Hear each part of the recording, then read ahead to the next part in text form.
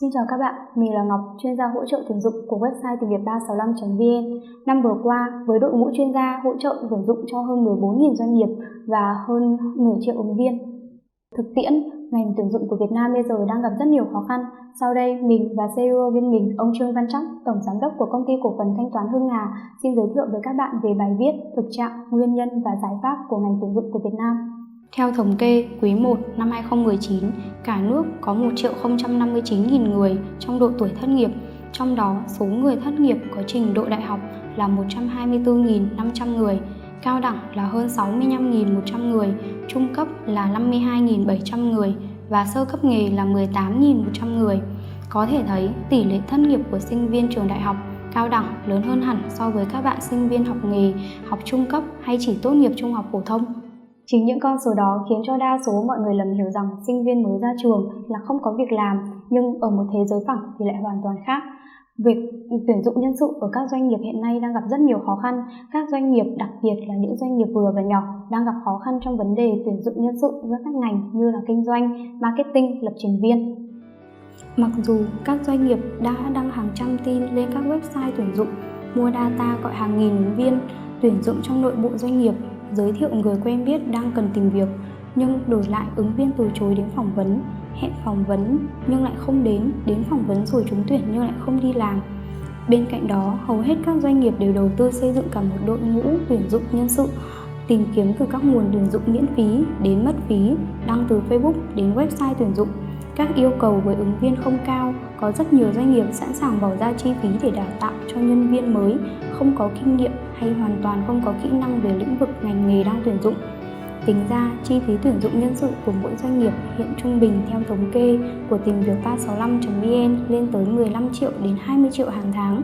Khi đã tuyển được nhân sự, các doanh nghiệp cũng lo lắng về việc làm sao để chiều lòng nhân viên, để tránh tình trạng nhân viên làm được một thời gian lại xin nghỉ không lý do. Theo thực tế, với một sinh viên mới ra trường với chế độ lương thưởng, chế độ đãi ngộ như hiện nay là tương đối phù hợp, hay nói đúng hơn là tương đối cao. Ngoài các cái chế độ về lương thưởng, chế độ đãi ngộ, các doanh nghiệp còn chú trọng về văn hóa doanh nghiệp, môi trường làm việc, chăm lo đời sống tinh thần cho nhân viên, nhưng vẫn không thể tránh khỏi được tình trạng nhân viên nghỉ việc sau một thời gian ngắn, hay nói đúng hơn là nhảy việc liên tục. Chúng ta hãy cùng nhau phân tích 7 nguyên nhân chính để tạo lên những khó khăn của các nhà tuyển dụng nhân tài cho các doanh nghiệp. Với sự xuất hiện của rất nhiều trang web tuyển dụng như trang web tìm việc 365.vn, ứng viên chỉ cần 5 phút để tạo CV là đã có hàng trăm nhà tuyển dụng liên tục mời gọi phỏng vấn, và đương nhiên ứng viên sẽ chọn những công ty gần nhà, gọi sớm, lương cao và có khi là ngẫu hứng đến làm. Có nhiều ứng viên phản ánh khi tạo CV trên trang web tìm việc 365.vn chỉ cần sau 24 giờ thôi là đã bị nhiều nhà tuyển dụng gọi cháy máy và ngay lập tức phải ẩn tài khoản ứng viên. Có quá nhiều doanh nghiệp nước ngoài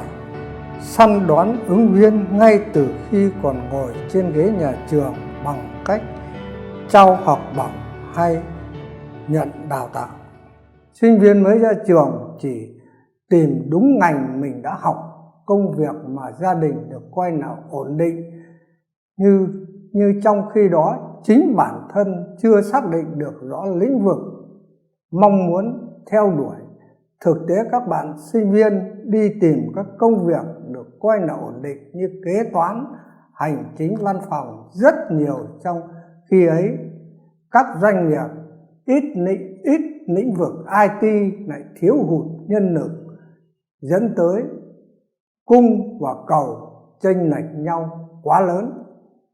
Ngoài ra các bạn sinh viên tuy mới ra trường nhưng chưa có kinh nghiệm, mong muốn đi làm để tích lũy kinh nghiệm nhưng lại yêu cầu về công ty khá cao so với năng lực thực tế của các bạn, như văn phòng làm việc, công ty phải chuyên nghiệp, không áp lực. Các bạn trẻ ái ngại trong việc phải bắt đầu công việc ở một doanh nghiệp nhỏ khi sự đầu tư vào trang thiết bị văn phòng chưa được nhiều, nhưng chính những doanh nghiệp như vậy lại làm nơi để sinh viên đào tạo từ những điều nhỏ nhất, được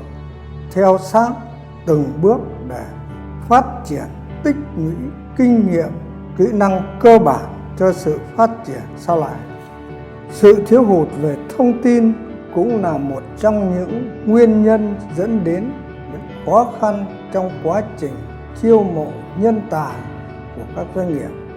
Đặc biệt đối với tầng lớp lao động phổ thông, họ không tiếp xúc nhiều với công nghệ thông tin nên đôi khi gặp khó khăn trong quá trình tìm việc.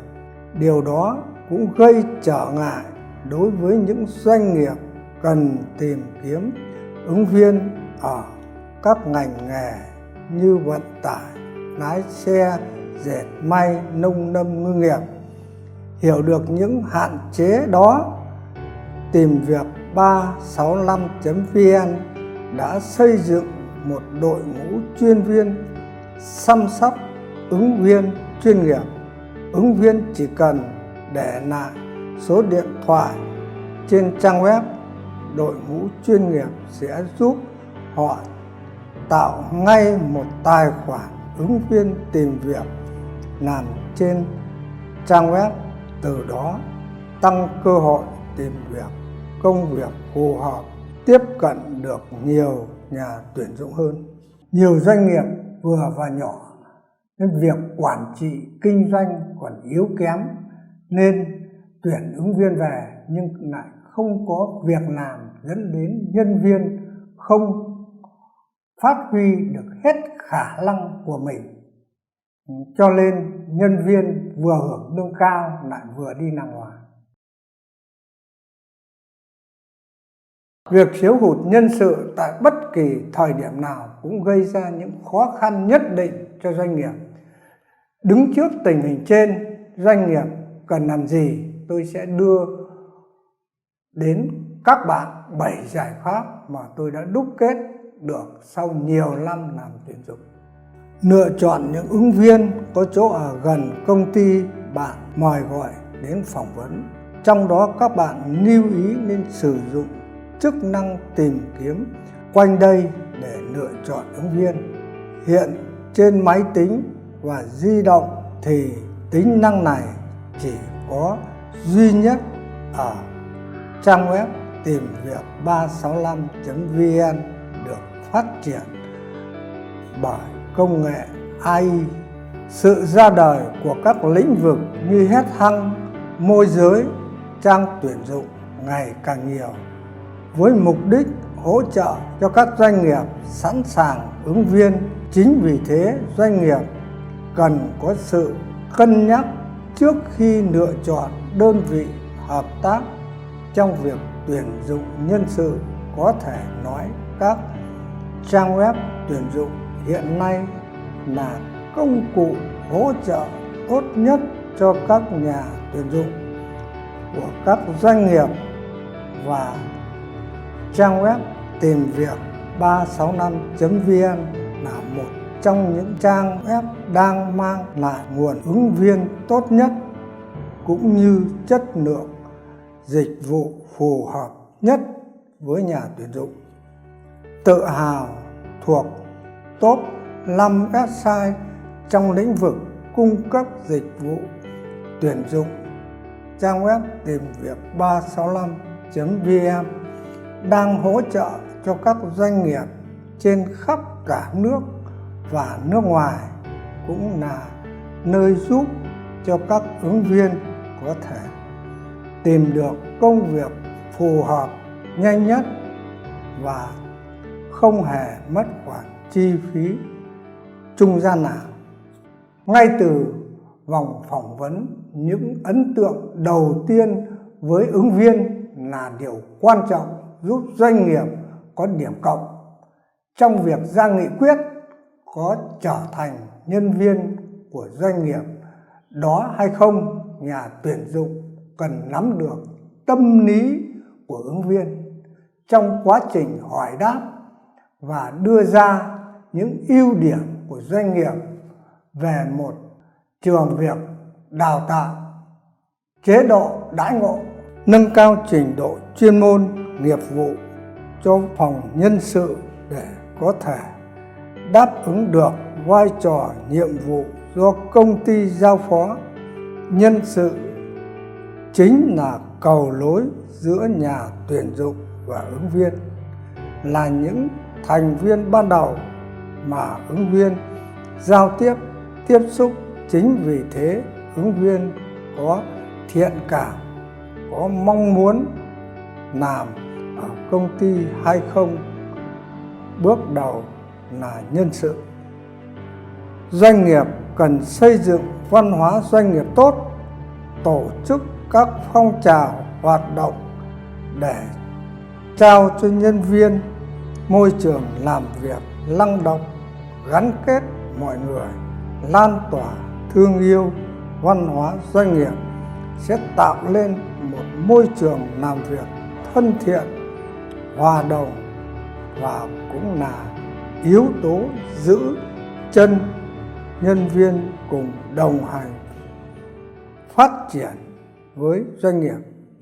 Tuyển dụng thêm thực tập sinh để có thể đào tạo và đầu tư thêm nguồn nhân lực chất lượng cao. Tuy rằng chi phí ban đầu về thời gian, vật chất bỏ ra có thể là cao, nhưng doanh nghiệp lại tự cung cho mình một nhân lực có chất lượng phù hợp với yêu cầu công việc của doanh nghiệp đó. Sự hợp tác giữa nhà trường và doanh nghiệp là yếu tố để các doanh nghiệp thu hút những ứng viên ngay từ trên ghế nhà trường, đồng thời giảm bớt chi phí đào tạo cho doanh nghiệp khi phối hợp với nhà trường để đào tạo. Chỉ vậy, đây cũng là cơ hội để doanh nghiệp quảng bá thương hiệu tới các bạn sinh viên, tổ chức những chương trình hội thảo về nghề nghiệp trong tương lai, định hướng nghề nghiệp của doanh nghiệp này tại nhà trường sẽ giúp cho các bạn sinh viên định hình được công việc của mình, dám thử sức trong lĩnh vực được coi là khó khăn, áp lực như kinh doanh, TNC, IT.